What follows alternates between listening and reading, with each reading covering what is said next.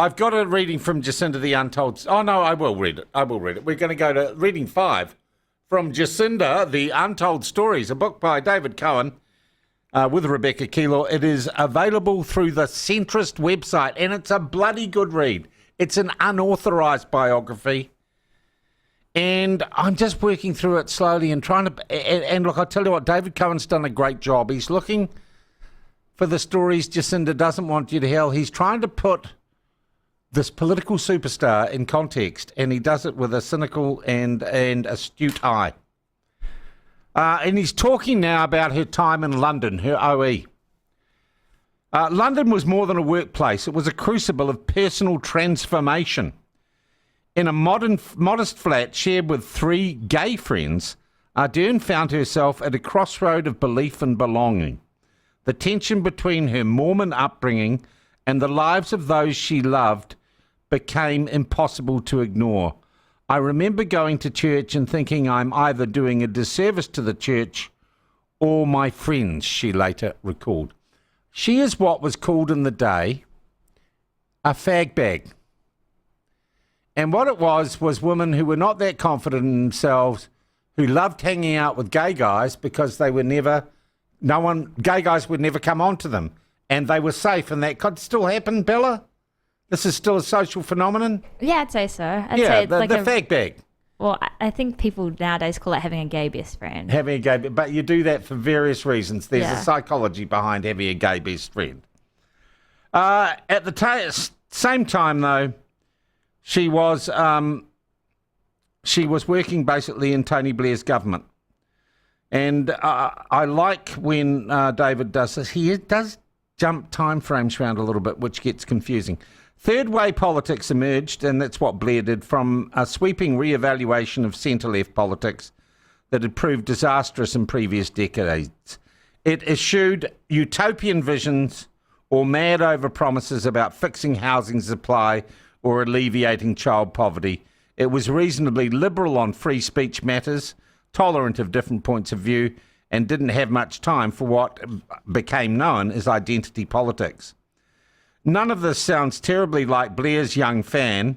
What she did share was the British Prime Minister's knack for triangulation, or skillfully putting herself between and above competing political positions.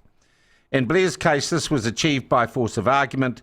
In Ardern's, it was more done by avoiding the specifics altogether and appealing to emotional abstractions such as kindness and empathy. Still, her proximity to Blair, coupled with her intelligence and warm style, warranted a push from back home in 2007 to see if she would offer herself as a candidate the following year in New Zealand's general election. Waiting for the tube one morning, Ardern was surprised to take a call from the first of her parliamentary employers, Phil Goff, asking if his one-time junior researcher would consider running as a candidate.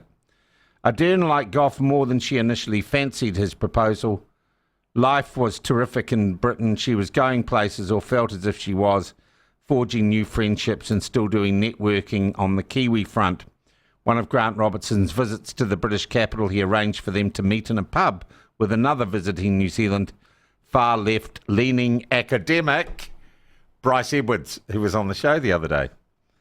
Far left-leaning academic Bryce Edwards. Edwards never really took much notice of her, he admits today, not unkindly. She just didn't really stand out, even much later. Oh, Bryce, you picked a winner there, didn't you? This is funny. Even when her local star was well in the ascendance, he just didn't get it at all about her massive appeal. If the Ardern magic remained a work in progress for the sympathetic likes of Dr. Edwards, how much harder would it be to muster thousands of winning votes in a New Zealand electorate? Besides politics in New Zealand, she was a subject she happily avoided, or at least she wrote in her memoir, and hadn't Goff once told her while driving to the airport in Auckland never to run for political office if she could help it. She demurred. Sometimes later she received another call, this from her old chum, Grant Robertson, by that time working at the University of Otago, but readying to put himself up as a candidate for Wellington Central in the 2008 election. He convinced her to take a slot on the party list.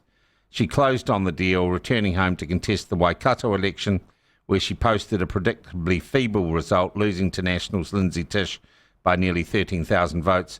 Far too large a margin to even consider herself the plucky underdog. But there was good news. Thanks to a high place on Labour's party list, the parliamentary doors had just swung open. Jacinda was home, tanned, rested and ready to go. What she hadn't expected were the tears. So that's how she got into politics. Grant Robertson asked her, she's in London working for Tony Blair, flirting with gay boys. She gets in on the list. And never forget that, she got in on the list.